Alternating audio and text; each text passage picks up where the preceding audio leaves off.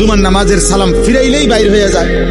পরের 4 রাকাত নামাজ যে সুন্নাত, এই পরের 4 রাকাত সুন্নাত নামাজ উনি বুঝছে যে হুজুর যেহেতু বেকুব এবং সামনের কাতারের লোকগুলা যেহেতু বোকা আহম্মক গুলা, এই জন্য এরা 4 রাকাত পড়ে। সালাক মিয়া বাইরে চলে যায়। আচ্ছা আমনে সালাকি নিয়ে আমনে যান, আল্লাহ ভরসা। গিয়া বাতে তো খান, আমরা বাতে খাই। জুমার পরে কোনো আমরা চিরা খাই না, এটা মনে, আমরা কোনো বন খাই না, আমরা বাতে খাই।